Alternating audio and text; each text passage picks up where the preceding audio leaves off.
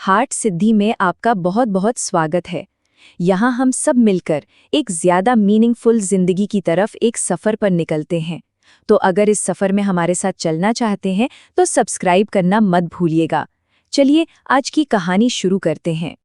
तो हमारी कहानी का जो पहला पड़ाव है वो एक ऐसी फीलिंग से शुरू होता है जिसे शायद हम सबने कभी न कभी महसूस किया ही होगा। एक गहरे अधूरेपन का एहसास। क्या कभी ऐसा महसूस हुआ है? ये एक बहुत ही पर्सनल सवाल है ना? एक ऐसा सवाल जो आज हम जिस बारे में बात करने वाले हैं उसके बिल्कुल दिल में है। सोचिए, कोई इंसान है जो सब कुछ सही कर रहा है।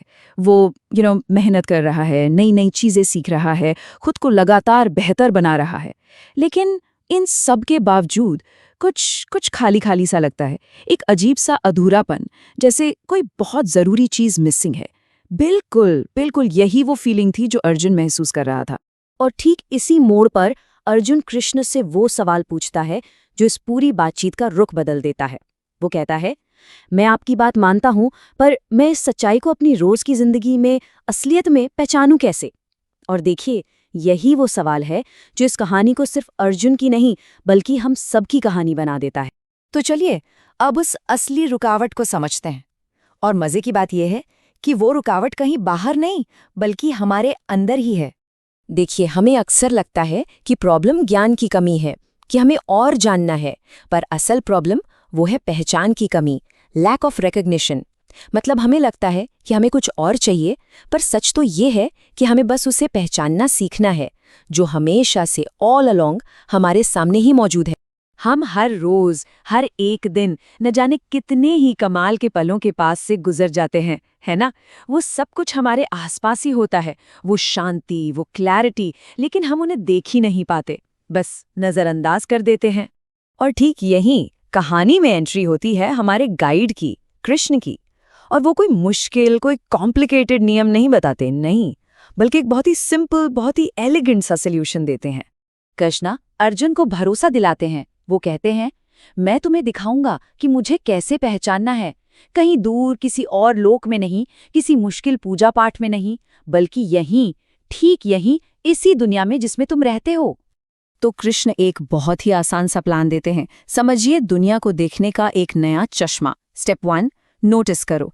ध्यान दो कि कहाँ कोई चीज कुदरती तौर पर चमक रही है। स्टेप 2, पॉज, रुको। जहां भी कोई कमाल की चीज, कोई एक्सीलेंस सबसे अलग दिखे, वहां बस एक पल के लिए ठहर जाओ। और स्टेप 3, एक्नॉलेज, उसे मानो, उसे स्वीकार करो। जहां से भी वो इंस्पिरेशन आ रही है ना, उसे महसूस करो। और फिर कृष्ण इसे कुछ एग्जाम्पल से समझाते हैं। वो ये नहीं कह रहे कि ये लिस्ट रट लो, नहीं, वो बस दिखा रहे हैं कि ये नया चश्मा इस्तेमाल कैसे करना है। वो कहते हैं, जब पहाड़ों को देखो तो सबसे ऊंचे शिखर को देखो, वो मैं हूं। नदियों में वो जो लगातार बहती धारा है, वो मैं हूं। नेताओं में जो सच्ची ईमानदारी है, वो मैं हूं। शब्दों के शोर के बीच जो गहरा सन्नाटा है, वो मैं हूं। और हाँ, इंसानों के बीच वो जो अवेयरनेस की एक चमक होती है, वो मैं हूं। तो अब बात करते हैं उस सबसे जरूरी कदम की, वो एक चीज जो कृष्ण हमें करने के लिए कह रहे हैं, और वो है रुकने की शक्ति, the power of a pause. Krishna का मैसेज एकदम क्रिस्टल क्लियर है। बाहर खोजना बंद करो, अंदर गहराई से देखना शुरू करो।